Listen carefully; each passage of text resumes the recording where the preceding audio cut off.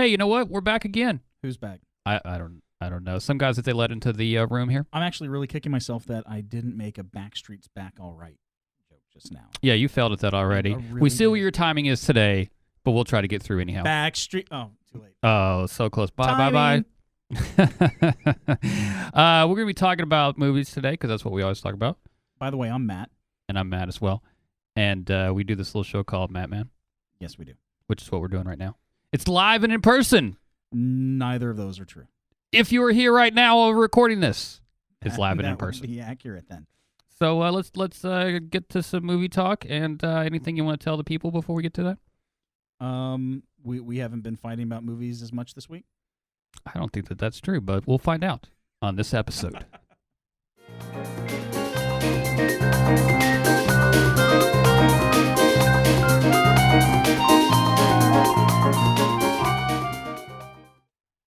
Hey, Matt. Yes, man. Got a question for you. I got an answer for you.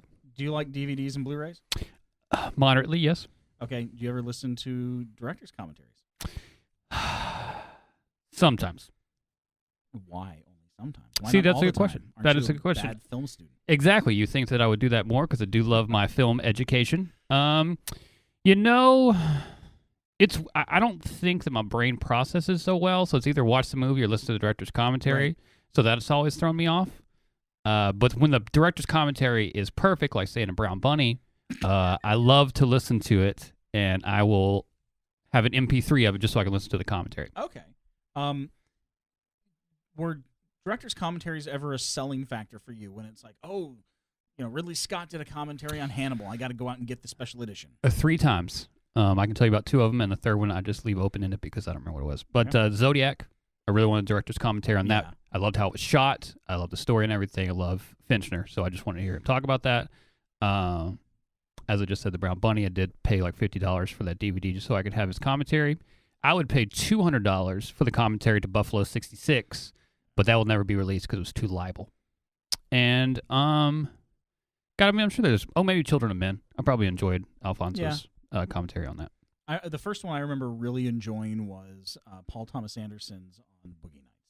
Yes. And he did a couple. He did one that was basically just him, and then one that was him at different actors' houses, and then he stitched them together. Right. That one was pretty fun. But so I'm guessing that when you were younger, a younger man, Glory days. Glory holes. What? No. Yeah. And I lived in West Hollywood. I got to imagine that you've learned a couple of things from listening to director commentary. That is true. They've been around since Laserdisc. Sure. Right. Now with the age of streaming, most people, I'm guessing, are streaming and not so much buying Blu-rays, considering newer movies are in the Walmart bin for $7 now. That's true, right? That they don't seem to be as big of a factor anymore. They're not a big selling point. No one's going, I got to get me that Blu-ray so I can listen to J.J. Abrams talk about the lens flares. But I'm going to throw it back at you and ask, is it because of that, or is it because the studio has decided it's not important enough anymore to deal with the streaming process of it, so they just took it away from us, so we never had a choice? They have whether taken to it away. That's the funny thing. Especially if you get movies through like iTunes or Vudu. I don't do iTunes, but I hear you. They will have commentaries on them, and Blu-rays still have commentaries. But I'm going to venture to guess the reason why it's not a selling point anymore is because we are so inundated with movie trivia from the moment these things go into production until they're out. Like, I think King Kong and Superman Returns were 2 of the first ones that would, in Episode 2, Star Wars Episode 2, they would release making of featurettes that ended up on the DVD, but they were releasing them online for free as they were making the movie. Constant updates.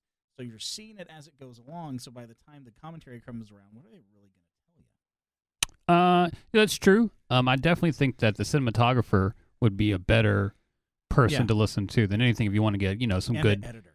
And absolutely, fun. yeah, how it brings everything together. I think I've listened to Tarantino's old editor talk about one of his films, and that was fascinating. Yeah. But I think that it still should be something that's valuable. It still should be something that's utilized by the directors and the studios. But maybe the directors themselves have decided, that's just too much. I'm already being, again, like you said, everything, the making of, everything that goes into it is part of the selling point. So maybe they're just like, once I'm done with the movie, I don't want to go back in the studio and then record all that and stuff.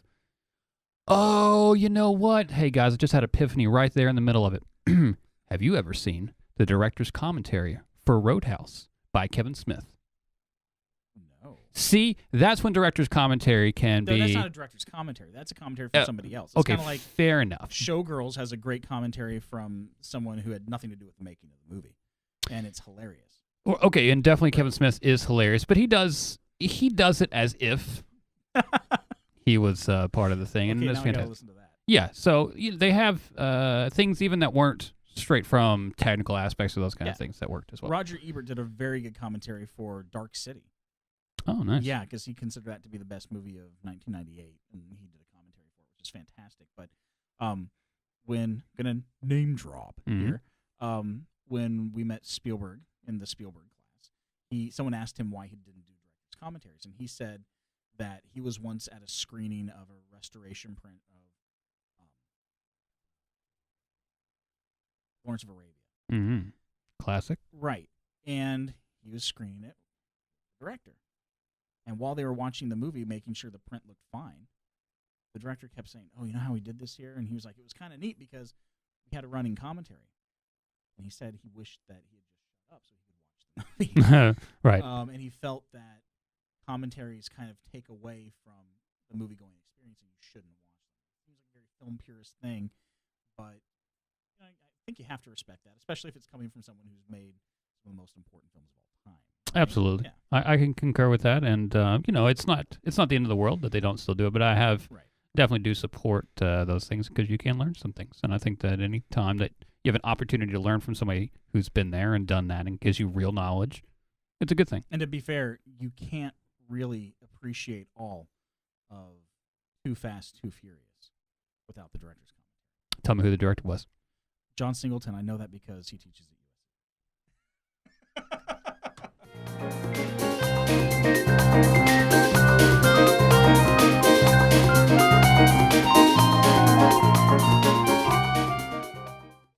The film kids like these places.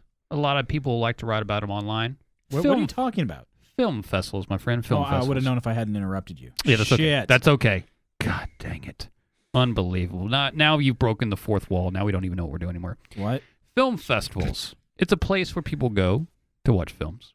And it's also a place where far more people dump money into the toilet. Yes. So I ask you, my good sir, who have just come back from South by Southwest, Yeah. do film festivals matter? I don't know because there's 7,000 of them right now. Mm-hmm. Literally 7,000. Right. I've won an award for editing at a film festival that I didn't even know I had been nominated. Mm-hmm. Has that helped my career? No. You're sitting here with me, so that's pretty good. Yeah. No, I think it matters for some people. Right. Okay.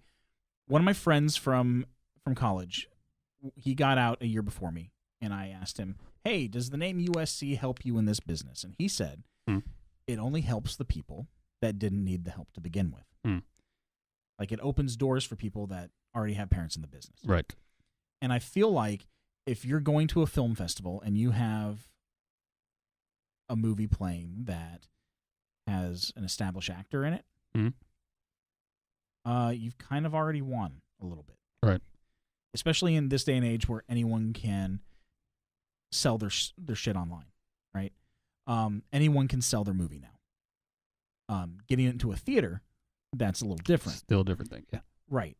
But the people who I think for the most part that get into Sundance, because that's the one everybody knows. I think those people kind of already have it. They're not necessarily the ones that are like, "Am I going to be able to work with this guy one day?" Because they don't just let anybody into Sundance. For sure. Now there were a lot of movies that no one had heard of, starring a lot of nobodies at South by. But then again, you also didn't hear about those. What'd you hear about? There was a standing ovation for The Disaster Artist, written and directed and starring James M. Franco and co-starring his brother. Right. That's my point. What do you think? I think, first of all, film festivals are not made for the filmmaker. They're not necessarily made for the artist. They're made for the local area that film festival's taking place. And I think that's an Agreed. important thing to note in the sense that I love anything or anybody that's going to support films in that way. If you're going to bring films to your town that's not been there before, I mean, this is excluding a South by Southwest or a Cannes or that kind of stuff, but the 7,000 other film festivals that are out there, that's what it's for, and it's for local filmmakers to have a platform to be able to get out there. But they're not going to Hollywood. They're not getting deals from that. They're not doing all those kind of things. But I will say that just, I guess not like anything else, but like most things with the industry, the top 5 are the best of the best. And the top 5 are what gets you those jobs. To be able to go to the Sundance Screenwriters Lab, to be able to go to some of the labs for that, or even to have the experience. I mean, but do you think like an average person who just poured their heart and soul into a movie, starring nobody, is going to be able to get into Sundance, Slamdance, South by, Tribeca, I don't know, Ontario, L.A., any of those big ones? Because the last time I went to the L.A. Film Festival, right? You know what movies were playing? Pan's Labyrinth, right? Children of Men. Mm-hmm. These are not small movies. These are movies at the time like $60 million budgets, $30 million budgets. I remember I had a movie from college show at the first annual San Diego Comic-Con film festival, and it wasn't a judged film festival at that point, and it was the first year they were doing it. And then I had a movie show the next year, and that one was a judged festival. Before it was, hey, get together, network, show your movies, this is going to be fun. Right. Second year, and that's what it was. And it was really cool, got to see a lot of people, some good movies, some bad movies. The next year it was judged, and I had made a movie with my friends that got accepted. We had made it over a summer in college for $75 on Digital 8. Cool idea, but there's only so much you can do with Digital 8 and no money. And the movie that played before me was a 25-minute long movie done by a guy who had quit his 10-year job as an ad exec, went to China and shot a 25-minute film on 35 mil for like $300,000. And I was in competition with that guy. Not a lot of comparison. Right. So having to screen after that guy was kind of interesting. Right. My point being, seeing the difference from one year to the next when they said, hey, we're going to judge it now, and the kinds of movies they started to accept at that point. Right. I felt kind of already pushed out. And I think a lot of people feel that way because it seems like the lower end film festivals have a lot of lower end movies, right? The higher end festivals only have higher end movies. And that doesn't seem to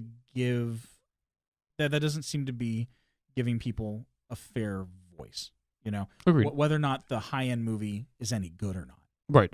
Yeah. Yeah, that gets seen regardless, but a lower end movie, you have to be excellent. Like, you have to be next level. Or you have to have made your movie on an iPhone. Oh, God. Right. So, but Yes. but when was the last time you actually saw one of those, like the little seal? Like, I was in a film festival seal, and it meant anything to you?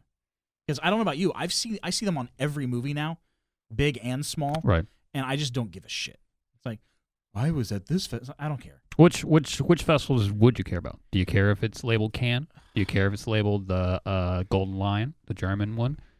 Toronto? I mean, those are my 3. And, Sundance. Again, no, because it seems like, when you see The Babadook was screened here, it's like, well, yeah, okay, but it's not finding an emerging voice.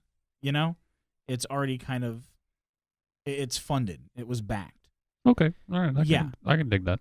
It seems like the movies that are gonna come out of Sundance usually that do well, you're gonna see no matter what, whether they went to Sundance or not. Right. But I can't remember the last time I saw a movie. It was like, hey, this did really well at the Dallas Film Festival. You got to see this, right? Because you're not going to see those movies usually. That's true. Yeah. I mean, again, I've just been a Cannes film fan forever and ever and ever. Right. So I do still rely on those French people to tell me, like those kind of films. But it is, unless they're weren't they the ones that hated the Brown Bunny?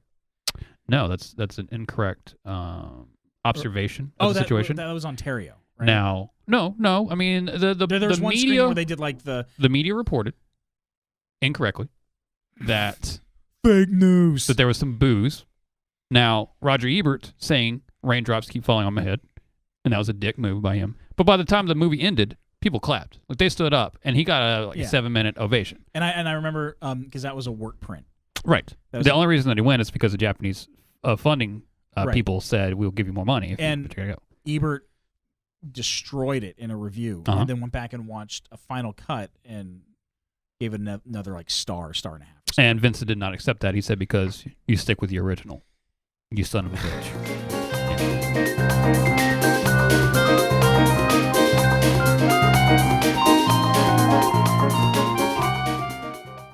Hey, Matt. Yes? Got a question for you. This time I'm not going to be able to answer it. All right. Well, I got 2 questions. One, why do I always start out with that way? Hey, Matt, got a question for you. I'm going to say because the way that your synapses fire when I hit the button, it's its natural inclination. Okay, well, that leads me to my second question. Yes. Why do we like what we like, especially when we're talking about entertainment, movies? This seems to be a question we talk about quite a lot. Usually it's you questioning my taste in things. But yeah, you never question my taste. It's fascinating. I love to be able to do this with you or with anybody in the sense that how does it work? How does a movie work? How does it get inside of us? Why do I cry when I watch The Bodyguard? I mean, I can answer that question. We'll wait till the end of the episode here for that. But how does that work? You know, it's hard to say. Like, there's some ways. There's some. If someone likes, let's say, my sister really liked the first Pirates of the Caribbean because she really liked Orlando Bloom. Mm-hmm. That's easy to see. Sure. But I had a roommate who owned 3 DVDs in college. He was a film major at USC who owned 3 DVDs. Mm-hmm. It was Fog of War. Love that. Freddy Got Fingered. I enjoyed that. And the first season of a show you've probably never heard of, Undergrads. I do know Undergrads very much. Undergrads is fantastic. Yes, of course, yes. That's all he owned. That's a weird right? A collection, yes, for sure. Okay. You take a look at my stuff, and I had stuff, like Planet of the Apes, Spielberg movies, and a lot of sci-fi fantasy. Right. So, okay, you kind of get me, right? But why do we like these things? Why, what is it about Vincent Gallo that makes you go crazy for his work? Right. First of all, I want to make sure that everybody knows that he's the reason that I would always like to make cinema like he makes cinema. I'll never be as good as him, but I would always like to make it that way. I mean, that was the first. And unapologetic. Yes, that was the first real auteur of my. Not that came before. Right. Like, as the time was going on, I saw him and I felt that, and those kind of things. I think that one, for example, is definitely in the time period, and just to be able to hit a creative person at a certain moment in their life at a certain point. I hadn't watched a lot of unique cinema up to that point. Westerns was certainly what I grew up with a lot, and whatever was on TV. So that was your entrance into a bigger world. Absolutely. Kind of like listening to the Beatles for the first time. Yes, or Jimi Hendrix, for sure. Okay, and so that's what really kind of launched me to my independent greatness that I've achieved up to this point. And even if it's not Vincent Gallo, there's I had thought of an example. Last Action Hero seems to be something that we always joke about. Not just me and you, but so many people over the years have joked about that. It's a very misunderstood movie, and I will fight for its quality. It is. But I will fight for it because it was the first adult movie I saw in the film in cinema, and it was, my brain melted. I literally remember anytime I watched the scene where it opens and it's the Schwarzenegger and everything else, and then it pulls back from the screen and there's a little kid in the theater. My mind just couldn't bring it all together. It was such a unique experience for me. Right. I'll always hold that because it was the newness, and no matter how good or bad the actual movie itself is, it'll always be special to fantastic. Me. That's kind of how I feel about. I saw Magnolia when I was 17. Day it came out. I went to go see it with a bunch of friends, and we were the youngest people in the theater by probably 30 years, right? And say what you will again about that movie, whether people like it or not, you can't deny the fact that the first 13 minutes are like perfect cinema. And I remember sitting in the theater. I'd only seen Boogie Nights on a VHS copy, and I liked it, but I didn't I wasn't as obsessed with it as I am now, but I really liked it. And I was like, oh, Magnolia looks really good. And those first 13 minutes changed me. And I thought to myself, I didn't know movies could do this. The camera movement, the cutting, it felt like someone went into my brain and said, okay, what does he want to see next? What is going to release that dopamine right now? And that's one of the reasons I really love Kubrick, right? I actually didn't really watch Kubrick until I got to college. And by that point, I'd already made a ton of short films. And then I had already had, my visual style was, I like things very centered. I call it Romanesque, where it looks like, Roman architecture, very straight lines, right angles, a lot of tracking shots, hallway shots. I liked those. And then when I saw Kubrick, it wasn't like, oh, I'm going to change my visual style to match that. It's, oh, this is how I've always wanted movies to be, and he's the only guy who seems to make them that way. So, I can't explain why I like Kubrick. I mean, because it feels right. The way he makes movies feels like the way they should be made to me. Right. But I don't understand where that comes from. What is it in my brain? I love that cinema changes for me. I love that Bonnie and Clyde was a movie that I enjoyed, and it was just a movie that was a thing. But I got to see it at the LACMA at the Fancy Theater there with the producer and everything. And then I began to realize, oh, that's what this is. That's what this is about. That's visually what it's telling. And I became part of the film where I don't think that I ever was before. And that was such a valuable moment for me. And I think that you being able to go to USC and seeing films in so many different locations certainly is going to give you something that other people didn't have. Yeah. And it's an understanding that you can't get any other place, and you can't get it on your phone, and you can't get it on your tablet. No. And it'd be able to change you. But you can still see films in that way. I don't ever want to talk negatively about tablets or phones. If you're watching movies, you're watching movies, and I think that's great. Even if it's just, if I have it on my phone, then I can plug in my earphones, and then at least I hear the soundtrack. At least I hear audibly what's going on, just like I'm in a theater. So that can be able to give you a little something, a little tickle in the pants, as it were. But I agree. But that's still kind of getting away, I think, from the thesis of this part of the show, which is why do certain things, tickle your pants, and why do others not? I'm not a big fan of Westerns. There are very few Westerns that I really like. Why? They have everything that I should like in them. But why is it I don't care for Westerns? Why is it that I love Citizen Kane, but Magnificent Ambersons made me want to hang myself? And I feel that way about Citizen Kane. Right, but that's what I'm saying. It's like, what is it that you think drives our taste? Because in terms of a painting, right? Paintings can be very subjective. But it seems like, as subjective as film can be, there's a little more objectivity to it because they're telling a story usually. Right. And you have to have some kind of cohesion to tell a story. Whereas a painting is just throwing something up on a wall and saying, make of that what you will. But a film, as long as it's a narrative and not something like Baraka, right? Tree of Life. It's like, right. It's basically saying, here's my story, here are the characters, here's what they go through. What makes that more subjective, you think? Like, why? And I agree with the taste change. When I first saw Barry Lyndon, I thought it was the most boring movie in the world. Went back to it a decade later, I'm like, oh my God, I was so incredibly wrong. So excellent. It's so good.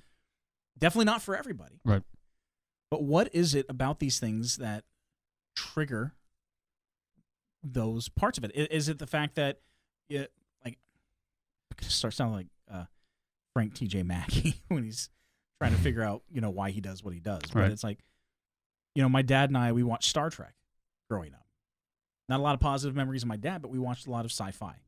Is that why I like sci-fi, or was I predisposed to liking sci-fi because he did, and that's just a genetic thing? All right. I don't know. My youngest daughter, not a huge sci-fi fan. Oldest daughter, huge sci-fi fan. Like, what is it about that? What is it that tickles one of their fancies but not the other? And I love that from where yours comes from. I did not grow up with film fans. My parents didn't give a two craps about that. So I had to be able to bring that into myself, and I think that the reason I still love man movies, I mean, we're making a man movie right now, I write man movies, is because that was my options when I was younger. Like on Channel 27, that was the movies that was coming on and only had my 7 stations or whatever it was. Mm-hmm. So I definitely think that between that and the rap music that I listen to inform so much of what I do, even if I don't acknowledge it now, because it was in my youth. And those things started being implanted in my brain even before I ever considered making films, doing anything like that. And, not unlike a lot of things that trouble us over our years, it always comes from the childhood. Yeah. You know what? The funny thing about that is, a lot of people, it takes them a long time in their life to figure out what they want to do. Apparently, when I was 4, I told my parents, I want to make movies, not be in movies. I want to make movies. And besides wanting to draw comic books, it's literally the only thing I've ever wanted to do in my life. And if you think about it, drawing comic books is just a slower version of telling a narrative, making images. And for some reason, I was always a good artist. And the second I picked up a camera, people were like, oh, this is really good. So, was that my dad was a little bit of a photographer? Not an artist, for sure. Right. Was that in my DNA? Like, I don't know. And I kind of... this is a concept, and this will go to a broader concept, is that I played sports when I was younger. I didn't have an art background. So was that something, because I didn't have that, I worked so much harder to get it as I got older because I had more of appreciation once I started learning it? I think so, because I remember I'm sorry, I don't mean to shift it away. No, go for it. When I was in 8th grade, I remember we had just moved to a different school, and there was an influx of students from another school because they'd built a new one. Right? And they kind of took 2 and pushed them together. And there was this kid who was very funny in class. I wouldn't call him a class clown, but he was always making sarcastic comments.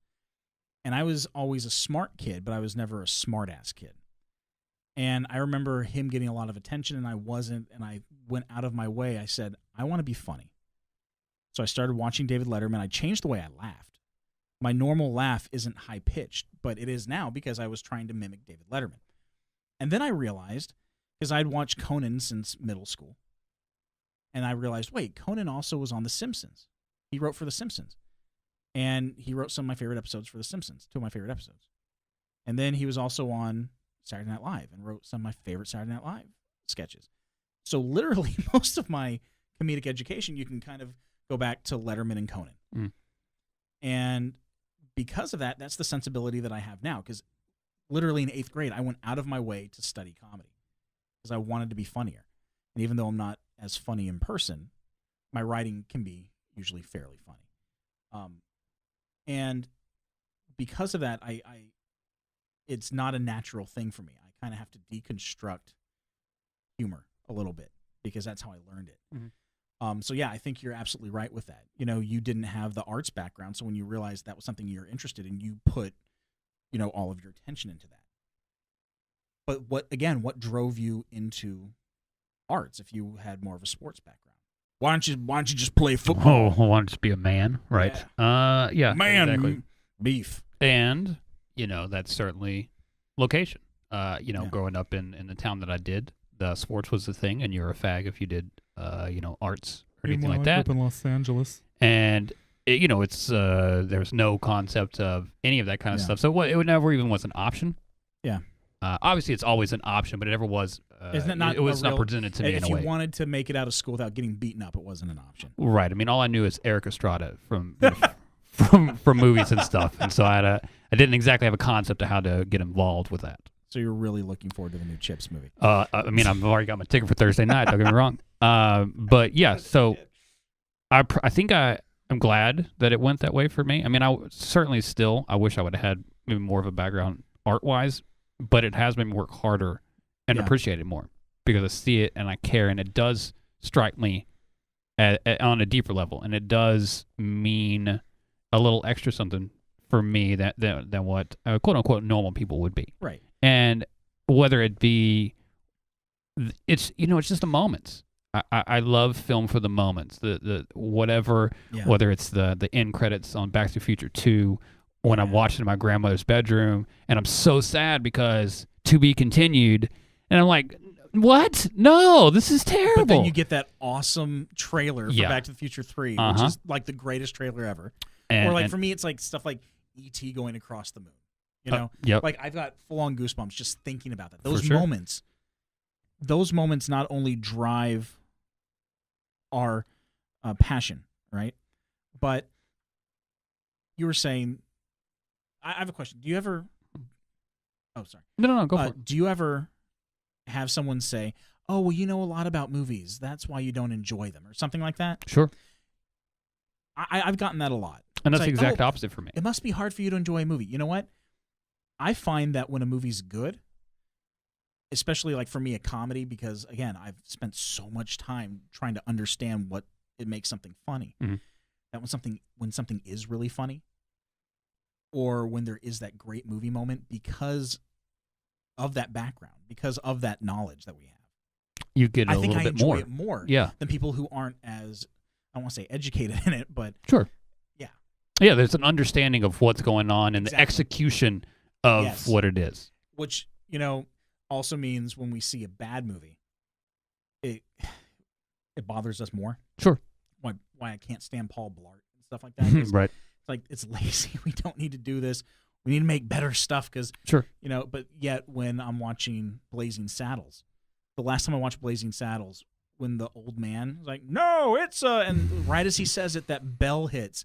I literally fell off my couch. I was laughing. Right. Or last episode, you said something about only God forgives, and I lost my shit for 4 minutes. Right. Or when we were at when we saw Safi. Last time I saw Safi Mhm. do stand up, and she kept doing the robot, Right. and she wouldn't stop. I had to leave.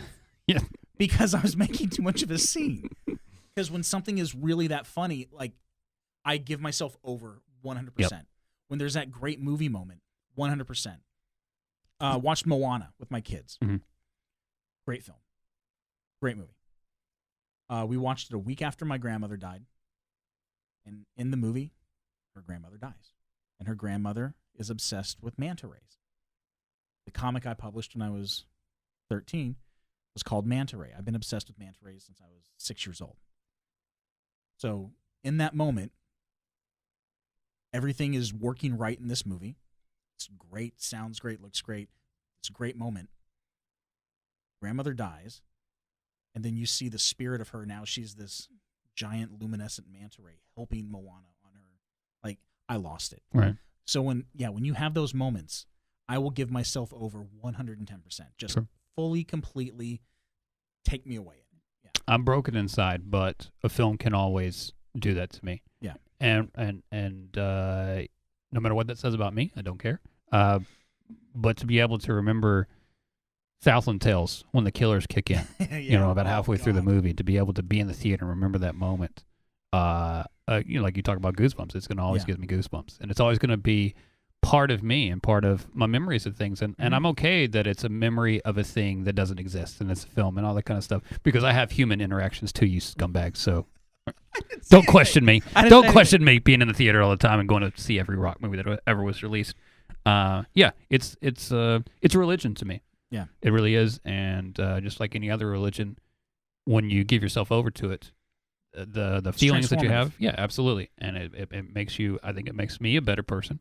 For me, probably the most transformative experience I had in a movie theater. I think you talked about it last time when I was in class and they decided to show 2001. Right. 60-foot screen, 70 millimeter. The whole movie's shot wide, and the second they cut to that close up of the eye, I couldn't breathe, and I felt like I could see through time. I felt like I was Bowen. Mm. And that's when I realized, that's why he spent the last 3 hours shooting wide for this one moment. Because that moment is going to change your life if you see it in the right setting. Mm-hmm. And because of that, every time I see that movie now, I remember that. And that movie means more to me now. When I show it to my kids, and I've shown Ava that movie, it means more. And when she likes something that I grew up with, or something that means something to me, it makes that even better. Because when I took her to see her first Star Wars movie in the theater, the look on her face just at the opening title crawl. Because it's one thing to see it on your TV at home. Sure. But when it's right in front of you and filling your face and your ears, Mm-hmm. and the look on her face when Rey grabbed the lightsaber, and she was just she was in another world. That meant more to me than anything, because it's like I remember having that experience as a kid, and now I'm having it with my kid, and she's going to talk about it with her kids, and she's going to do everything she can to have that experience with her. And I don't ever want to lose that. No, and that's why movies matter. It's one of the reasons why movies matter. Yeah. Because even though you can't have it without technology, right? They are human. They do get to that place in you more than any other art form. They combine every art form together into one. Yep. It is the perfect KFC famous bowl of art.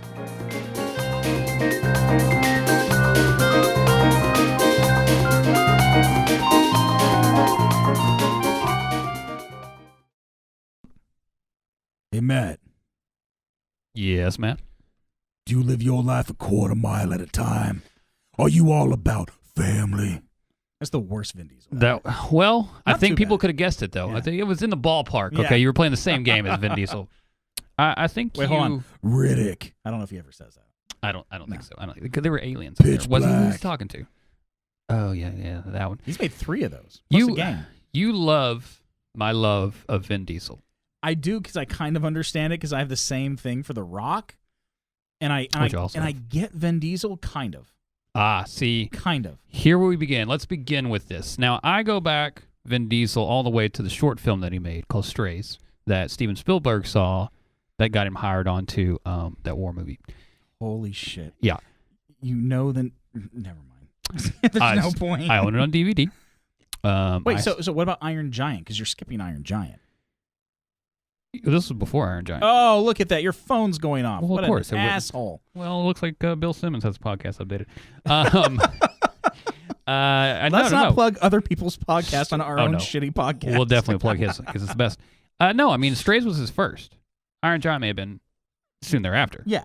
But Strays You was have first. to mention Iron Giant. I don't because I don't think I've ever seen that movie. if It's we were really being good. honest. No, honestly, it's very good. I believe you. He says the word Superman, and it made me, a grown man, cry. Oh, that's adorable. See, for me, Vin Diesel is man movies. As we've talked about before, knockaround guys. The Tooth Fairy. The Tooth Fairy. That's The Rock. Wait. The Pacifier. There We'll you the go. Pacifier. I love that they both basically did the same movie, too. They did. They pretty much have had the same career. And they have. Unbelievable. Bald Mexican Both had their dudes. resurgence in Fast and Furious 5. Fast 5. Right. Yeah. Sorry. Oh, no, it's not good. interrupt. I'm enjoying anytime we can talk about Vin and The Rock at the same time, I am thrilled. You can't tell right now, but we're both pantsless I know, right? and rolling around in KY. and with the pigs. This week it came up because I watched the classic Vin Diesel movie from 2004 called A Man Apart, a crime thriller, I guess if it was. When you told me online that you were watching that, for some reason, for the first 10 minutes we were talking about it, I thought you were talking about a noir film from the 30s. And then I'm like, wait, am I thinking of the right movie? And I looked it up. I'm like, God damn it, it's Vin Diesel from mid 2000s. Yes, classic Vin Diesel from the mid 2000s, co-starring the fantastic Timothy Olyphant as he's always a good. mid-level drug dealer who wears light blue and loafers and drives a Porsche. He has a great hairdo in the movie. So Vin Diesel plays this copper. Used to be a thug from the streets, and then he became a copper. And so they've been down in Mexico for 7 years trying to track down this drug dealer. So It's a long time. yeah, it is. It is. But that's before the movie starts, so you don't have to watch all that. And so they take him out, but then they realize somebody else is going to take his place. And the new people that are going to take his place have to take out Vin Diesel before they do. So they try to kill him, but they kill his wife. And you can't do that to Vin. you cannot at all. There's some great flashback moments. Oh my God, it's like an hour and 10 minutes of the movie. He goes back to the house where it's all been shot up, and there's police tape outside. Do they pull a RoboCop And where he goes through and they start flashing back to moments in those rooms? I've never seen A Man Apart. Yeah, I guess kind of. Okay. Yes. But he's so he's drinking, but Vin Diesel doesn't drink, so it's you can tell it's kind of awkward. And he's got a gun in his other hand, and then all of a sudden he goes ooh and holds the gun out at the empty sea because there's freaking nobody there. It's a beach house, so it's very nice. I would go back to it too. I couldn't get rid of it. Wife died in there or not, I don't care. I got a beachfront property. I'm not giving that up for anything. But wait, Yes. How can he afford that on an undercover cop salary? Ooh, that's a good question. Not addressed in the movie. He's a dirty cop, I'm guessing. No, he wasn't. No, he was he was not. And now his violence may have went over the line, wherein he beat somebody to death on a drug sting that they're trying to take somebody down. Yeah, that's not good. But he didn't take money from anybody. That's all I'm saying. How do you know he didn't take his wallet? I think he took his wallet. I think that guy's blood was everywhere, and nothing in that wallet was going to be useful I hope to God somebody anymore. caught that as a Back to the Future reference. I hope to Christ somebody did. Right in the middle of a Man Apart speak. Knock Around Guys, we talked about it more than enough on this show, and we'll probably talk about it again. I'm very excited about it. Can we talk about my favorite movies of his? Yes, please. But you're only allowed one, because it's still got like 7 left. No, I just want to kind of group them together. Yes, go for it. And it's a series that's actually pretty solid. Mm-hmm. It's the Pitch Black Riddick series. The first one, no one expected to be good, and it was. Right. And then he turned down a lot of money and financed the second one. And he actually turned down, that's why he wasn't in the second Fast and the Furious, because he wanted to do Chronicles of Riddick. Right. And he turned out this movie everyone thought was going to be terrible, and then it's like, oh, this is actually a pretty good little sci-fi movie. And then he did the third one on his own, and my God. Can I go one deeper on you on that? The reason that he did that is because he was rolling the dice, because he needed the money for the Hannibal movie that he's always wanted to make that unfortunately he's never been able to make. But it's going to be like $100 million movie. Nobody's giving the money, so he had to get the money some other way. So that's a lot of his choices in life. I heard that he leveraged his house on Chronicles of Riddick. And he scored. Yeah. And that's also, I think, why he didn't do the second Triple X, for the same reason. Like, it was around the same time. Right. And then, I don't know if you saw The Last Witch Hunter. I had to watch it for our show. No. And thank God not this show. No.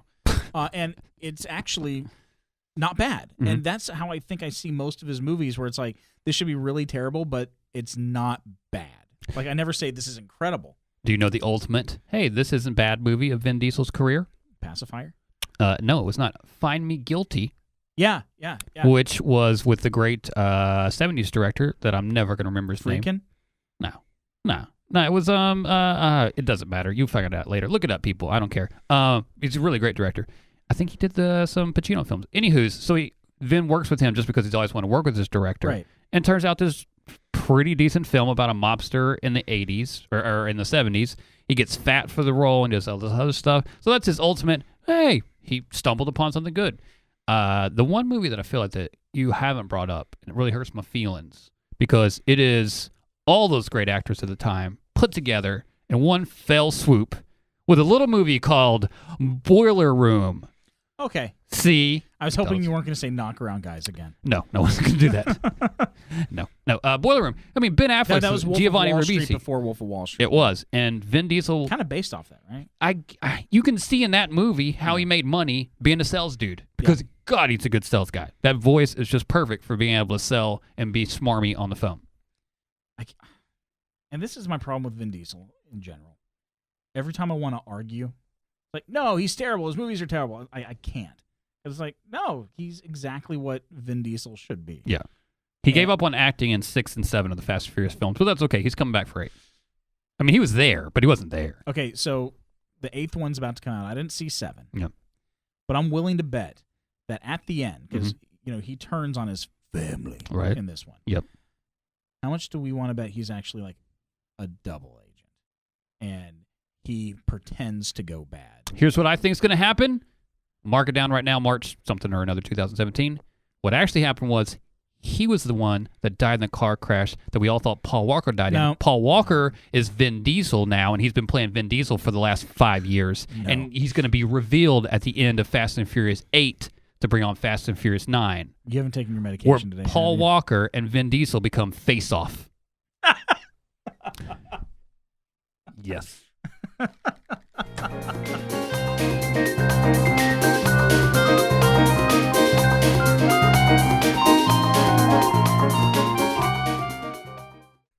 Hey guys, first of all, let's just let you know that it's no haunted house in here today. The lights have been good to us, so I'm very excited. They're flickering a little bit. You know what? Except the happiness that's not going completely on and off. All right. But anyways, let's talk about a little article that I read. Let's not talk about the article because it's too smart for me. It has numbers and stuff. But the writer's strike, the potential of another writer's strike in Hollywood. Oh, yeah. things are things have always been off the rail as far as how they pay writers in Hollywood. Don't get me wrong. How they pay kind of everybody. Yeah, that's true. But with reality TV being here for the last 20 years now, and the way that TV shows are written, the smaller amount of TV shows that are being written, the jobs are not as surplus as one would like. They're not as well paid. Basically, the heyday of, hey, I got a job on a sitcom in the 80s, and everything's going to be golden for the rest of my life. Right. Gone. That, God, I only dreamed of writing for Married with Children. Right. Such a good time. Man, you could not get that show on the air today. Not a chance. No way. Not a chance. Psycho Dad killed his wife. She weighed a ton. Yeah. It was a different world back then, and definitely a different world with the way that things were being paid. Where were you during the last writer's strike? Back in 2007, 2008? I was just graduated college, quote unquote. It says that on my resume. And I was shooting a short film, which I found. I got to give it to you later. I don't have it with me today. I forgot to bring your other one. Sorry. It's yours. It's my gift to you, my friend. It's my gift to you. I'm gonna watch it all the time. But I remember, '97. Quite honestly, if we want to be honest, that was the one I really remember the most because that was right as I was graduating high school. The idea being, I'd love to, do writing for that kind of stuff. But after that strike happened, I was like, nope. And then the next one happened, which was about 10 years ago, and around the same time as the housing market bubble. Yes, exactly. And I think that's about to happen again. It was definitely a different world back then. I think that there are more jobs open for writers now. As far as getting paid, it's still so hard to see those $5,000 a week checks that used to happen on Married with Children, and that's on the low end. Yeah. And then what you're getting now. But hey, guys, bring me in. I'll take your cheap $3,000 a week paycheck, and I'll be happy as a clam. Well, here's the thing. I remember during the last writer's strike, my wife and I decided to move, and we moved right before it hit. And as it hit, I had a lot of friends who were out of work for almost a year. The writer's strike, of course, didn't last that long. Right. But enough people lost money, and enough productions had to pivot to reality TV because those are non-union. And so cheap. Right. And you don't have to pay writers because that's what producers are for. But I don't want people to misunderstand that. Producers are still writing. Like that's still being done. All the work of a writer before is still there, but they've lumped it down to the producer. Right. The difference is instead of somebody sitting down and saying, okay, so now we're going to have Clint call Kyle an asshole, you just have the producer in the interview say, remember when Clint called you an asshole? No. Yes. Yeah, he did. Say it. Yeah. That's the difference. So I had friends that were out of work for a long time. And the ones who weren't were stuck in reality TV. And reality TV is not where most of them wanted to be. I think things are a little different in terms of, right? The immediate effect of that was, fewer written shows, fewer produced shows that way. But now, thanks to Netflix, Hulu, the internet, Amazon, you have a Crackle. Crackle. You have a wider variety.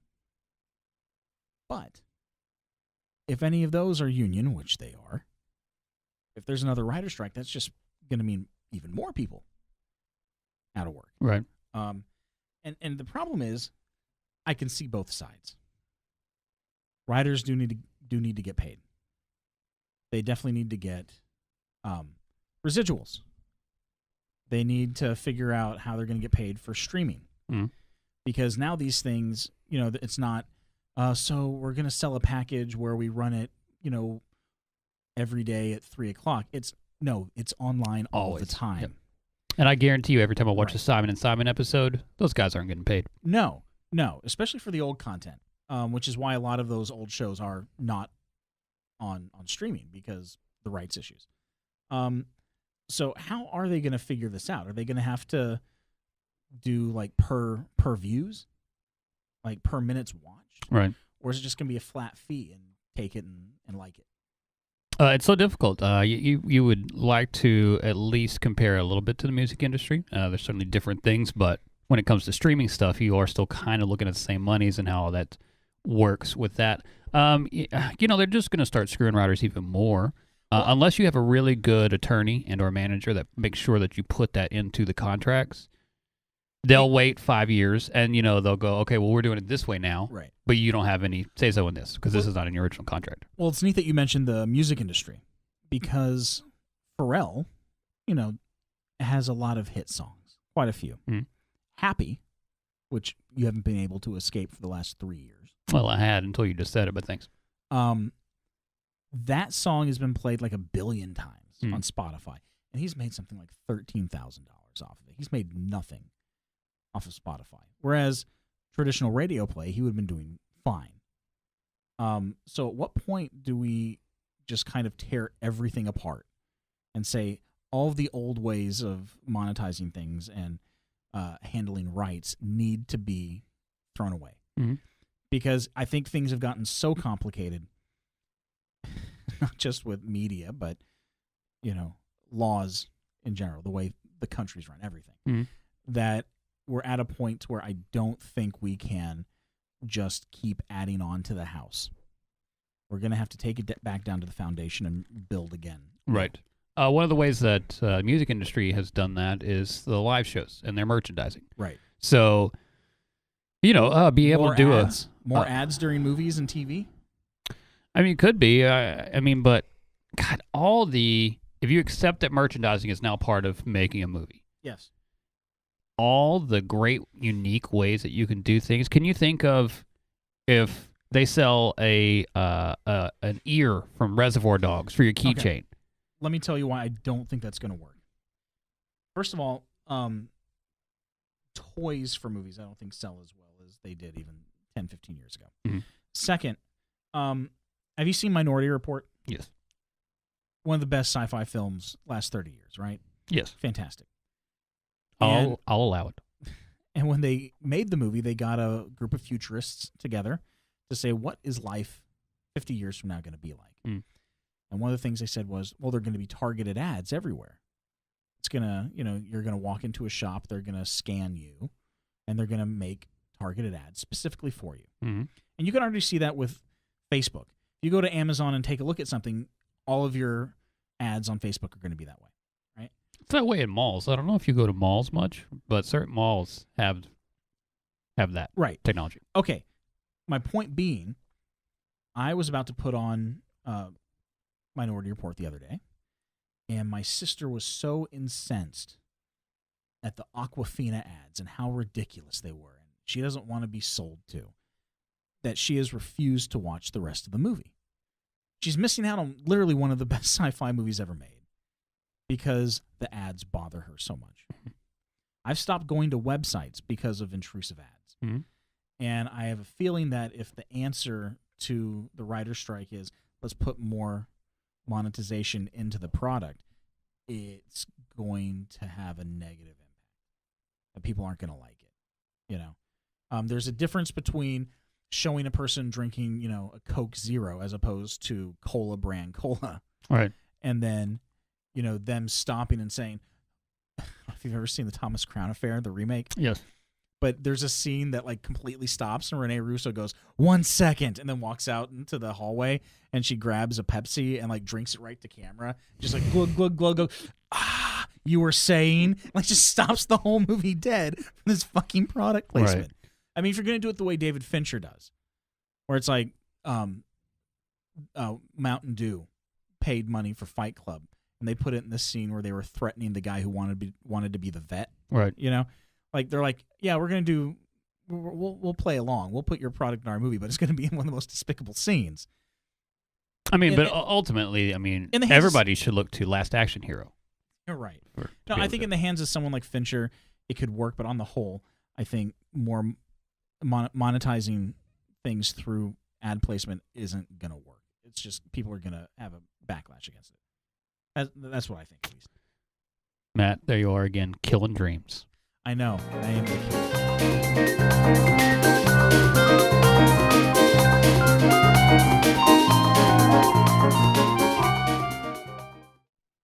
I went to the movies this last week. What'd you see? We actually might have seen the same movie. I saw Kong. I took my 8-year-old daughter to see Kong Skull Island, and we loved it. I saw a lot of 8-year-olds in there, and also a baby. That's a side note, but it doesn't matter. And I also loved it. It's so fun. It is odd that we both say that. Right. That's for sure. It was fun. It was a lot of fun. It was Everything a monster movie needs to be. exactly. It wasn't too much. It didn't take itself so seriously, but the actors acted like Samuel L. Jackson had a real role. He went out. Like, he went all out for Yes. it. And I think the reason why is when someone asked him once why he did Snakes on a Plane, he said, first of all, when you see the title, you know exactly what you're in for. And he said, those are the kinds of movies I saw as a kid. And I think he likes big, dumb monster movies because that's what he liked as a kid. And so if he's going to be in Kong Skull Island, man, he's going to go all out. And he gave he did not phone it in. It was amazing. Not at all. Everyone was pretty good except for Tom Hiddleston. I think you could have taken him out of the movie and I would have been fine. What I can say about him is they didn't use him too much. No, they didn't. Which is thank nice. God for that. Because as soon as I saw him, I was like, oh, man. Like, we talk about how, like, the best part about it was Kong. Yeah, but I'm just gonna say them setting it in 1972. Oh, absolutely. That was great. I mean, they just nailed the time period. I don't know how much they spent on music for this stupid movie. Right? But when boatload. When was the last time you went to a movie and you heard a soundtrack with popular music and you're like, okay, yeah, that's rad. That fits. Drive. Those aren't really popular songs, though. To who, sir? To who? Fine, let's go back to Blow because I watched Blow the other day. Right, but Blow like, would have been one. Tarantino always has, some popular songs in his that fit, but it's not often anymore. Like the 90s, you because it costs so much money, right? Which is ridiculous. That's a whole other topic. But there's one shot in that movie that I keep thinking about that I just kind of sums up the whole movie, and I love when they're dive bombing the island. Right. That's what I always do when I arrive on a new island.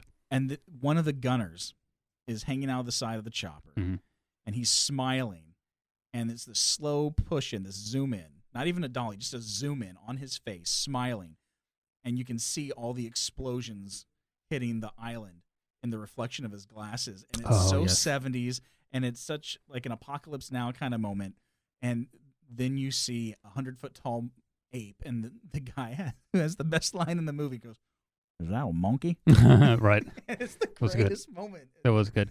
Let me ask you, why keep flying at the Kong the first time?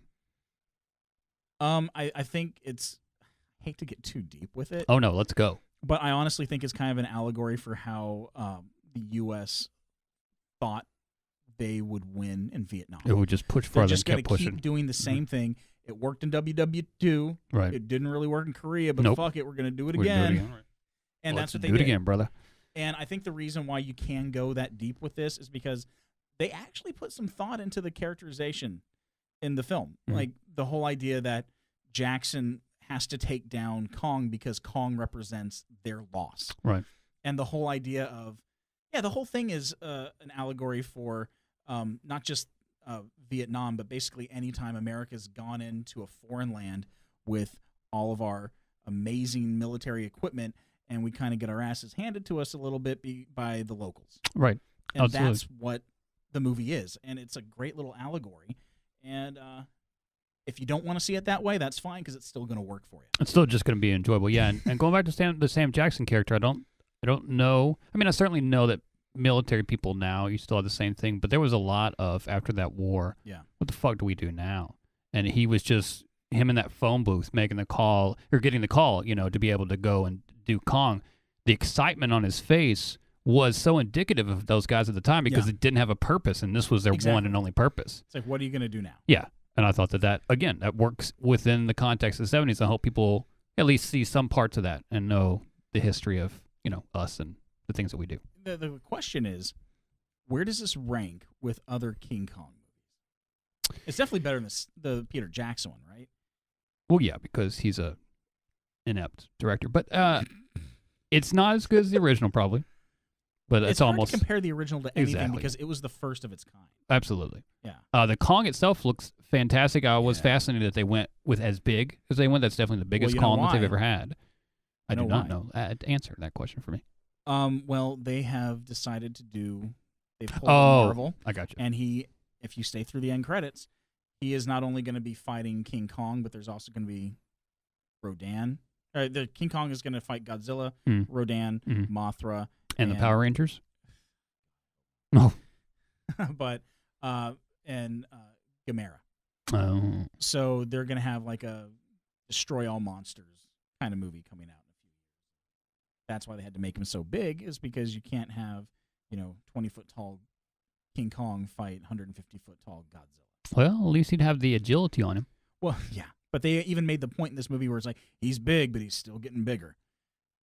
Right. Speaking of which, can we talk about that character, John C. Reilly, who from the trailers, my goodness, I thought it was like, man, this is going to be the death of this movie, and then watching it's like, no, I want to see another movie just about him. The moment that he showed up, I squealed. I was so excited. I was so excited. He just wanders out from the back, and him being that crazy guy that's been there forever. God, he nailed that perfectly. That line where no one's listening to him, he's like, yeah, I've only been on this island 28 years. What do I know? What do I know, right? I've seen some stuff, guys, but I guess not. Right. Now, I did take my 8-year-old daughter to see this, figuring... I took my 35-year-old son, Dell, with me to see this. Well, and she had a blast. He had a blast. He would stay quiet the whole time. He only had to go one potty. Same with Ava. And I got to say this, she went to school yesterday, and she told her friends that she went to go see Kong, and they didn't believe her. And she finally convinced them. It's like, no, I've seen it. My dad took me. And she was the coolest kid in school yesterday because she was the only one who saw Kong. And I don't know if it's because people are scared that it's going to be a big, scary movie, but if you've taken your kids to see Jurassic World or anything, this is better. And it's more fun. It is definitely more fun. Yeah. I don't think it's as violent. Like, there's a lot of stuff that happens, but Jurassic World, you see, like, people getting eaten, and this one, it kind of always cuts away. Right. Yeah. Which is how I learned how violence worked when I was a child. I mean, G.I. Joes shoot lasers at each other. And they don't hit anything. Never. Sometimes they'll be laying down, but there is no blood to be had. That creepy water monster that attacked him. Yeah. Well, first of all, it looked pretty good. All the fighting and that kind of stuff, and the monster itself. But as a person behind a rock watching this happen, maybe take advantage of the fact that they're distracted and run the fuck away. Not just that, but one of the things about these movies that always kind of I find a little funny is the fact that they've never seen anything like this, and all of a sudden you're watching a giant squid fight 100-foot tall ape, and you're taking it in just fine. Yeah. I don't think most people would react that way. Nope. Mm-mm. I was driving down the street the other day, and a guy drove by me in the 1966 Batmobile, like the Adam West Batmobile. Yeah. And I was talking about it the rest of the day. And was it Russ Martin? Who? Russ Martin. He's got one. I don't know. I was not in this town, but I saw it and I was like, "What the hell?" Like, it confused me. And that was a guy driving a car. Right. I've seen this car before, but the fact that it was on the street threw me for a loop. If I saw a 100-foot tall ape fighting a giant squid, and that's only the third craziest thing I'd seen that day, I would need some help. I would need a lot of help, or my heart would have definitely stopped working at some point in time. Right. I would have soiled myself, that's for sure. So what grade would you give this? I'm gonna go. I'm gonna give it a solid B+. I'm right there with you. Yeah. I think that even the girl, Brie Larson, that's her name. She wasn't a wet blanket. No, she was great. I have a feeling that if this movie came out maybe 10 years ago instead of the other Kong, it might be, because it's not being talked about poorly. It's got good reviews. It's making some money, but I think it would have been a ridiculous hit like 10 years ago. And I just think that we're kind of inundated with these spectacle movies. Sure. But it also didn't have like crazy, weird, like over-the-top CG camera work, and it felt very grounded. It felt like an old-school monster movie, and I don't know if that's hurting it or not. Which is crazy if it is, because that's the kind of movies that should be made. Right, but it's kind of like when they announced Superman Returns, and they said, hey, there's a new Superman movie. Bryan Singer's going to make it. I'm like, oh. At the time, I remember thinking, oh, well, Bryan Singer, his favorite movie is Superman the movie. He's going to make a movie that feels just like the 1978 Richard Donner film, and no one's going to like it because it's not going to have explosions every 3 minutes. And I thought, lucky for those little boys, that they got a little time off from Bryan Singer while he's directing Superman. Allegedly. Okay. Yeah. I think you got a point after that. Yeah, but I can't say anything to what you said because I don't want to get in trouble. You're welcome. Well, that was the Kong. We went some places with some pedophilia thrown in. Yeah, and it was good. B+. Go watch it. Yeah, go see it. Pay like $5. We didn't die, and we made it here. Yes, we did. Oh, I forgot that you died. I did. Oh, you mean we made it here. I see what you're saying. Okay, so okay. we've made it to the end. We've talked about things. We've cried together. We've held A little hands bit. together. I almost cried. No, I saw you cry. Don't pretend little like you bit. didn't. Okay, I cried a lot. Yeah, you did. You did. So, what are we going to leave the people with? Oh, hey, now it's definitely getting crazy in here. We just had like a Stranger Things experience. Good with gracious almighty. Upside down. What are the people watching this week? Oh my God, it keeps happening. I'm sorry. Chappelle's special. Oh, that's so good. That was so good. You know what? Actually, no. I'm gonna say Schitt's Creek. I'm almost through season 2, and I really enjoy it. I know you're not a big fan of it. I found it. I was expecting to hate it because the characters are despicable, but they're oddly endearing. Have you watched Doctor Strangelove recently, people? If you haven't, go watch it. Yeah. Watch it the other night. There's so many... Especially now. Yeah, no kidding. So many elegant shots, so many elegant scenes. And if nothing else, enjoy the character names because that is number one on the all-time best character names. Yes. So until next time, we'll meet again. And we'll meet again. Don't know where. Don't know how.